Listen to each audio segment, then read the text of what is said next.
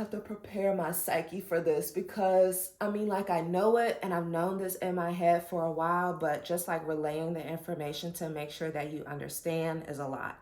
Because rape is not about the sex. Then I can have this, baby. Nobody else you. Nobody else makes you. Nobody else. Hey y'all, welcome and welcome back. For those of you who are new here, my name is Tiffany. I'm a full-time mental health and substance abuse therapist bringing you food, lifestyle, and mental health content. Everybody is talking about Cassie and Diddy right now. A lot of what I see being talked about on the internet is, why is she sharing this information now? She's doing this for clout. Is it true? I believe Diddy did this. All of this stuff is going around on the internet. I just want to put my 2 cents in with a different perspective. So of course I have my handy dandy notes because I prepared. I actually read the 35-page PDF document because I don't believe in speaking about something that I haven't studied. I'll say that again. I do not believe in speaking about something that I have not researched and studied. I wish that more people understood that we have 2 ears and 1 mouth for a reason. So here are my disclaimers, okay? I'm a therapist, but I'm not Cassie's or your therapist. I cannot speak to her personal mental health or anything else, okay? So, of course, I'm a licensed therapist. I studied trauma and all of that when I was in school because that is what I wanted to do. Every single paper that I wrote was about trauma. I interned at an online hotline, which I will share some resources at the end of this video as well, providing support to people who experience SA or sexual assault, okay? Trauma is often the root cause of many mental health diagnoses. Again, not diagnosing Cassie, but because we will be speaking about trauma, of course, that encompasses mental health as well. Any allegations when it comes to Diddy are all alleged, okay? He allegedly did this stuff that Cassie has shared with us. Well, shared via court filings that we have read, or that I have read. Well, yes, there were 35 pages worth of documentation that I read. Like the last maybe like 7 pages were all the like particular laws. So I ain't have to read all that. I just got the gist of it. But it did go through like actual specific like months and years that things happen. So there were a lot of details in there. So I'm going to share some of the details to make sure that you have a little bit of background information so that we can get into the rest of the information, okay? Now, also, I think that it's important for me to address what I'm here to talk about. I am here to talk about the why now. Why might she be filing this complaint now? I am not here to address whether he did it or not, or if she is lying or telling the truth. I am only here to talk about the why now and then its connection to mental health and SA. Okay, so I'm gonna look at my notes. So the court documentations at the very top, and this is so interesting because I thought that that would have been a trigger for her. At the top of the documentation, it states that in 2022, during Diddy's Lifetime Award speech, he listed out, of course, like all of his women who he wanted to thank. And then at the end, he said like, and I don't want to forget Cassie. Thank you for being there with me through all the dark times. And I remember prior to reading the court documentation, I was thinking maybe him receiving that award was a trigger for her, because if she's looking at that award ceremony as a victim and him being the alleged perpetrator, then she would think like he does not deserve an award, right? So that could have triggered her to want to file it. And also she posted that she wanted to file at this time because there is only 1 year left on the there is only 1 year left for the New York Adult Survivors Act. It actually expires on Thursday of this week, on Thanksgiving. So she actually did need to go ahead and file it now if she wanted to file a complaint against Diddy. So the allegations at the top of the PDF was a lot. Like if you just want to read the first page or like that first paragraph, you're going to get the majority of the details that you need to see. So the allegations at the top said that he raped her in her own home, hired sex workers while masturbating and filmed it, like he was masturbating, made her carry his firearm and blew up the car of a romantic interest of hers. 2005, she was 19 and he was 37. That's when they met, but their relationship didn't start until a few years later. So he actually beat her in front of employees. The employees didn't say anything. And throughout the report, you'll see that Cassie felt like she couldn't say anything or do anything because when he beat her, all of his staff witnessed it and or knew about it and or were in cahoots with hiding it. So she felt like if all of them did this with all of his power and money, who on earth is going to believe me, and what can I do about it? He constantly used his power to bring her back into the relationship, to bring her back into the relationship, and to say, well, your career is going to go nowhere. So he made her feel dependent on him. And you know what was kind of sad is that every time she tried to leave him, he would have people go and find her and then bring her back. Imagine you finally get the strength to leave and you do it multiple times, and every single time he gets people to bring you back to him again, reminding you that you have no power in the situation. The thing that really stands out to me is something that Diddy allegedly called FOs or freak offs. So it was really voyeurism. It was a mixture of SA and voyeurism. So he would hire male sex workers and or get her to look for male sex workers using certain key terms, and then he would have the male sex workers come to the hotel. He would provide drugs to the sex worker, to Cassie, and he would use the drugs, and he would please himself while instructing her of what to do with that male sex worker. So they were using drugs like ecstasy, cocaine, GHB, ketamine, marijuana, and alcohol at that time. So under like all of those FOs, like he always provided drugs to make sure that she was under the influence. She never wanted to do any of these acts according to her allegations, so they would be considered SA. And it's also important to consider the fact that because of the power differential, because she was his employee as a singer on the Bad Boy record label, she was an employee. So therefore, it would be considered workplace harassment, because anytime there is a significant power differential like that, it is SA. Just like prison SA, if a CO has sexual relations with an inmate, that is SA because of the power differential of the CO. In 2016, this was an interesting point in the file, but in 2016, they allegedly got into an argument in their hotel room. He was physically assaulting her. She escapes and runs out of the room, and he's like throwing glasses at her like as she's leaving. And then he finds out that it's all being filmed, that it was on camera, the hotel security camera.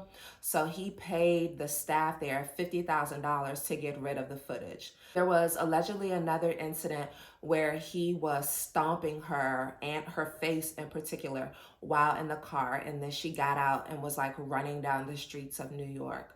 And when I think about domestic violence, man to woman victim, it's always interesting when you think about the way in which they deploy their violence. So sometimes men will pull the woman's hair, or in this instance, when he stomps her face, I think that it is an extra level of a power control, because if a man pulls your hair, and hair is associated with a woman's beauty and femininity, then it's his way of saying like, you know, like, I am removing your womanhood. I am asserting my power. If I pull your hair so hard that chunks of your hair comes out, you will be less beautiful. Now, who will believe that you're beautiful?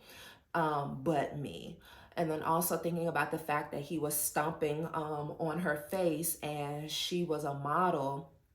Again, like, he's affecting her money, affecting everything when it comes to her life, and then again making her more reliable on him, which again reinforces that power dynamic, not just in the fact that he's a bit more powerful for her bad boy record label, but also in age. And I thought that it was interesting when she first came out. In the article, it said that when she first came out, like, she was heavily scrutinized because of her stage presence on TRL and 106 in Park. Like, people were like, what's going on? Like, she's super awkward up there. And he was quoted as saying that he thought that it was cute. And the way that he described her performances was very paternalistic. Like, oh, I think it's cute. You know, she got this fame out of nowhere and blah, blah, blah. Almost like a dad speaking about his daughter. So some people are alleging that maybe that was, you know, him being, his paternalism could be seen as grooming. And that was just the start of their relationship. And then it moved on into being more violent. So when it comes to abuse, now we're just going to talk about like the why now piece. About 1 in 3 women have experienced any type of abuse. The types of abuse include physical, psychological, or emotional, verbal, sexual, financial, or economic abuse, technological, where it can be like cyber stalking.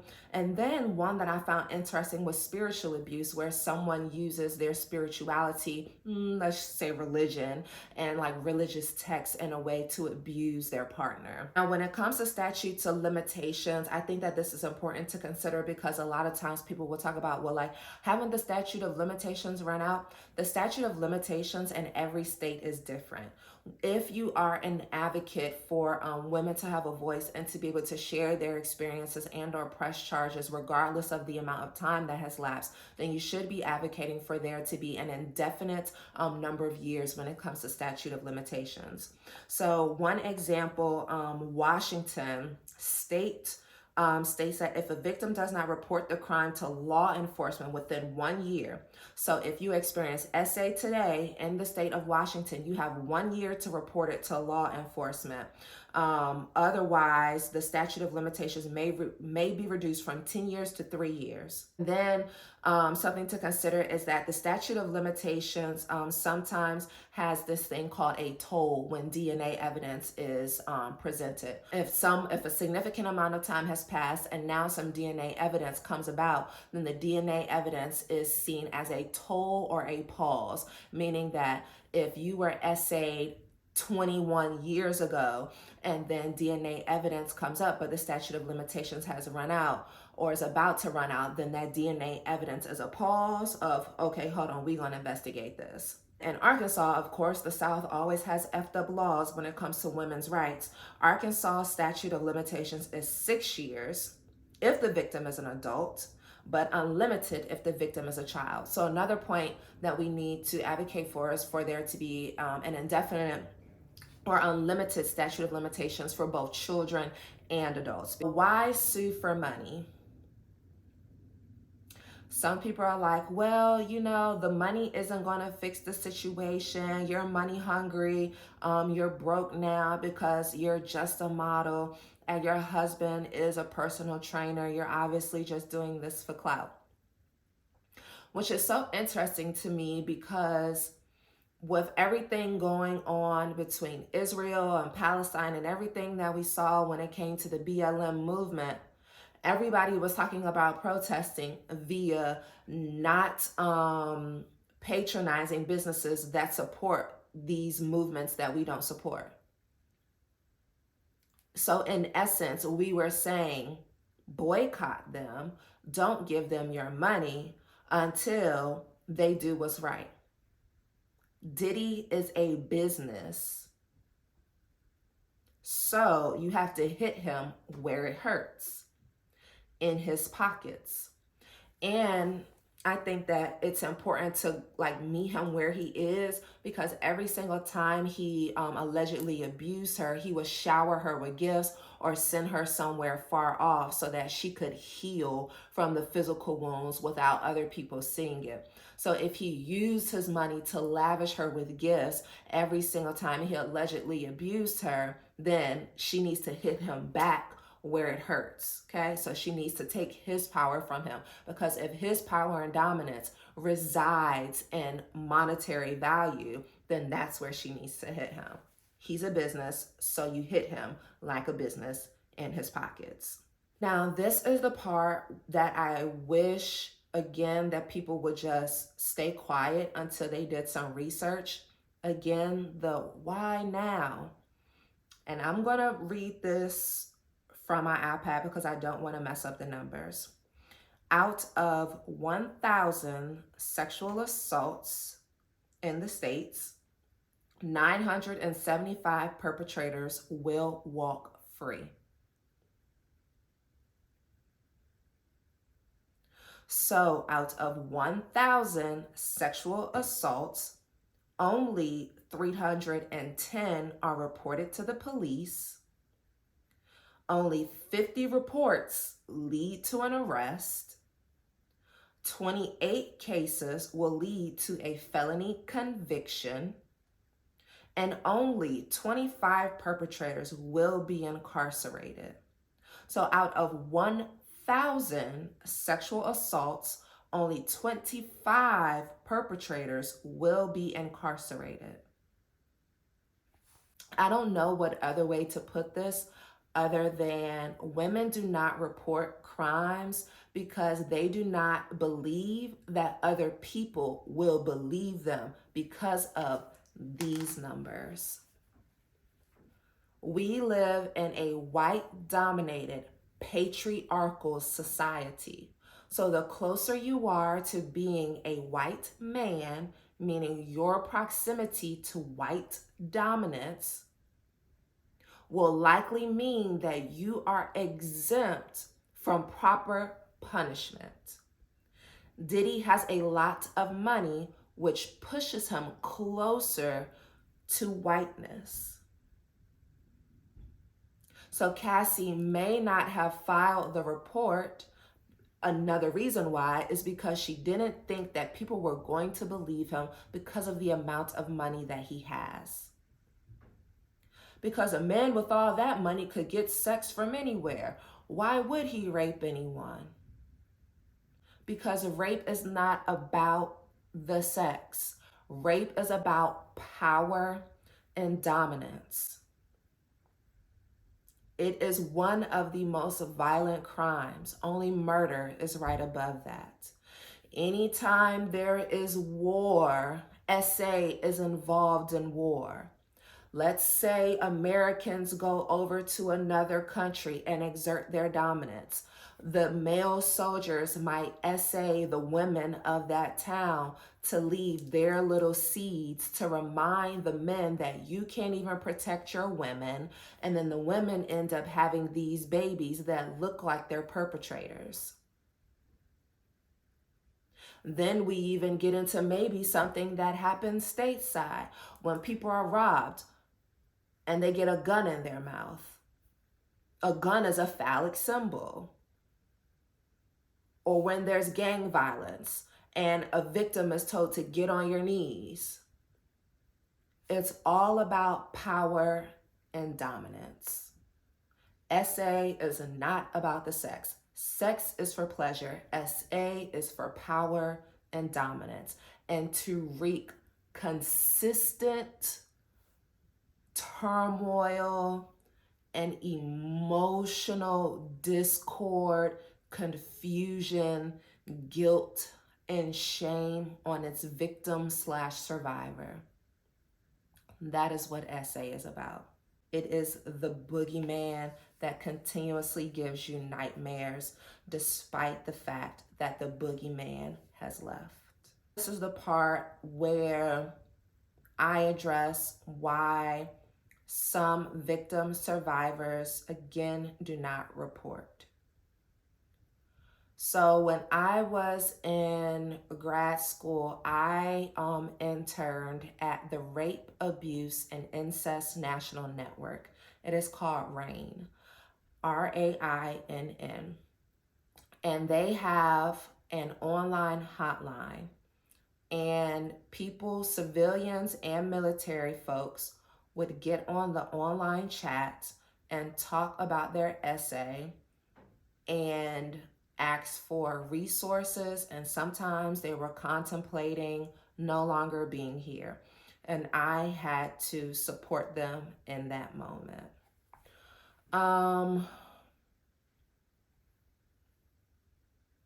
when someone is sexually abused, oof, I have to prepare my psyche for this because like I know it and I've known this in my head for a while, but just like relaying the information to make sure that you understand is a lot. I'm going to walk you through it as if you experience SA. If you experience SA, your best plan is to find something called a SANE hospital. That is a sexual assault nurse examiner hospital. A SANE nurse is a registered nurse who has specific training to deal with SA so that they can provide forensic testimony should you decide to press charges. You do not have to press charges if you go through the full exam, but it still is an option for you. So if you experience SA, you want to find a hospital that has a SANE program. So when you're there, they have what's called SART, Sexual Assault Response Team. And this is the team that's comprised of the SANE nurse, legal folks, community representatives, victim advocacy organizations, and all of that to support the victim survivor. Before you go to this SANE hospital, you should not shower. I know that you are going to feel the dirtiest and nastiest that you have ever felt, and you just want to rid yourself of any smells and lingering whatever from the SA. But you should go directly to the hospital, wearing the same clothes that you wore, not brushing your teeth or using mouthwash, not brushing your hair, not changing your undergarments, not pulling out your tampon, none of that.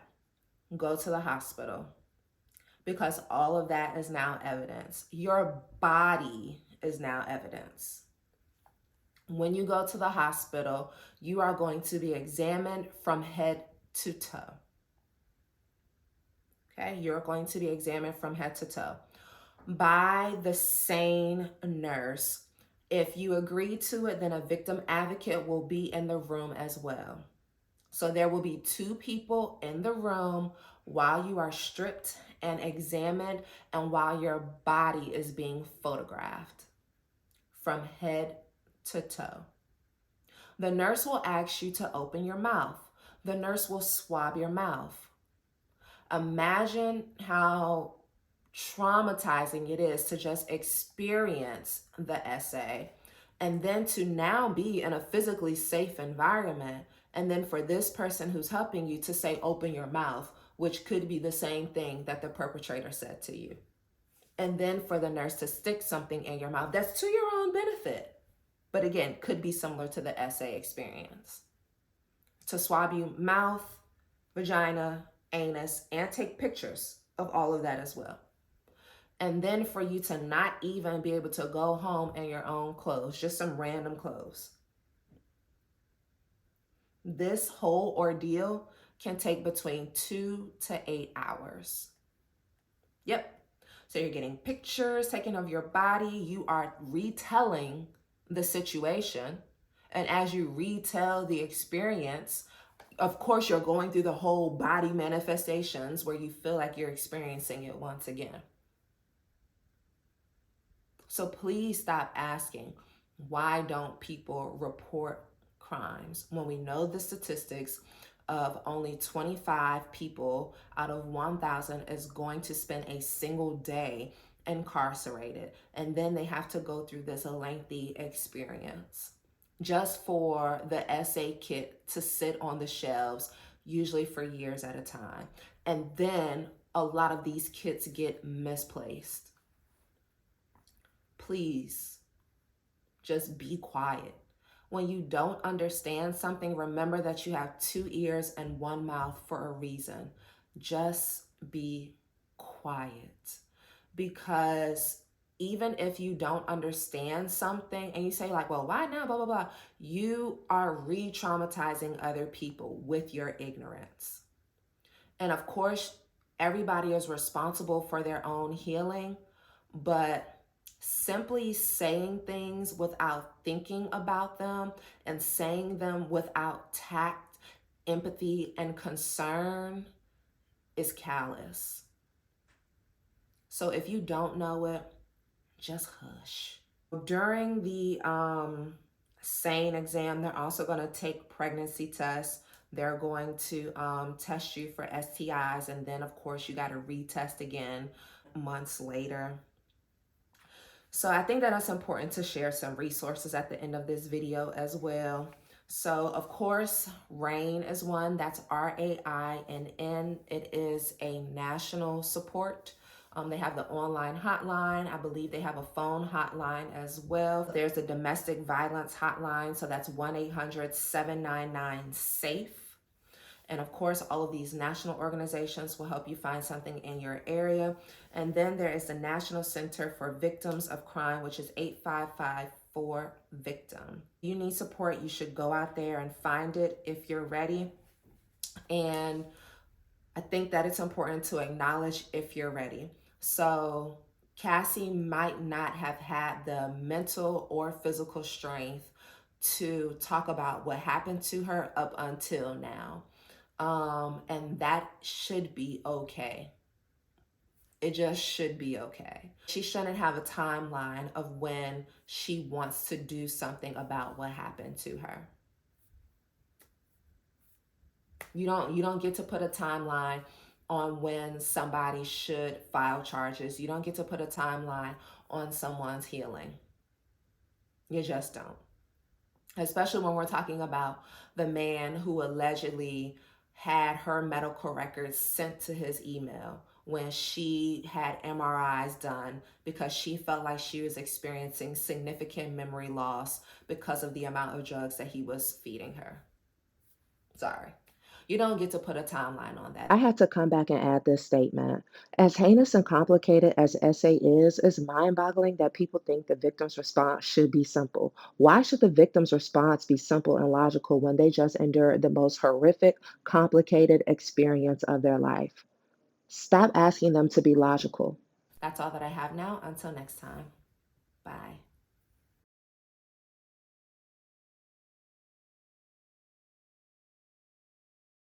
Yeah.